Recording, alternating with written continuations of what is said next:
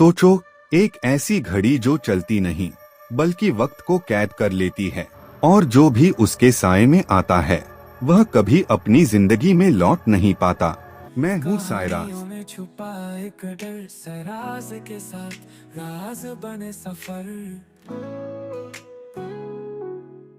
आज मैं तुम्हें सुनाने जा रहा हूँ एक ऐसी कहानी जिसमें वक्त का हर पल मौत से भी ज्यादा खतरनाक है। स्वागत है तुम्हारा समय के कैदखाने में। पुराने शहर के एक कोने में एक घड़ियाल घर था जो सालों से बंद पड़ा था। लोकल लोग कहते थे कि उस घड़ियाल घर की बड़ी घड़ी में वक्त को रोकने की ताकत है। अयान, एक इतिहासकार, इस रहस्य को सुलझाने वहां पहुंचा। अंधेरा छाया हुआ था, हवा से घंटियां बज रही थीं। जैसे ही उसने घड़ियाल घर का दरवाजा खोला, अंदर से ठंडी हवा का झोंका आया। ऊपर दीवार पर एक बहुत बड़ी घड़ी टंगी थी जिसके घंटे और मिनट की सुई 12 पर अटकी हुई थी। अयान ने सोचा यह बस पुरानी घड़ी है, लेकिन जैसे ही उसने घड़ी के शीशे को छुआ, उसके चारों ओर की दुनिया जम गई। हवा रुक गई, मछलियां टैंक में हिलना बंद हो गईं, और शहर का शोर अचानक खामोश हो गया। अयान हैरान रह गया।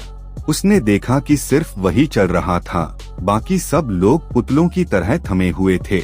लेकिन सबसे डरावनी बात यह थी, उनकी आंखें चल रही थीं, जैसे वे उसे देख रहे हों और मदद मांग रहे हों। एक पुरानी डायरी के पन्ने पर लिखा था, जो भी इस घड़ी को छुएगा वह समय के कैदखाने में फंस जाएगा, और बाहर निकलने का एक ही रास्ता है, अपनी सबसे प्यारी याद कुर्बान करना।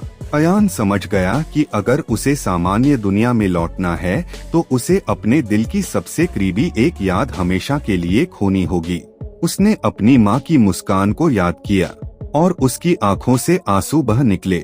जैसे ही उसने अपने मन में वह याद छोड़ी, घड़ी की सुइयां फिर से चलने लगी।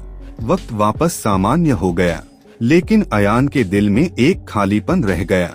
वह दुनिया में तो लौट आया, पर अपनी माँ की याद हमेशा के लिए खो चुका था। तो दोस्तों, यह थी कहानी समय का कैदखाना।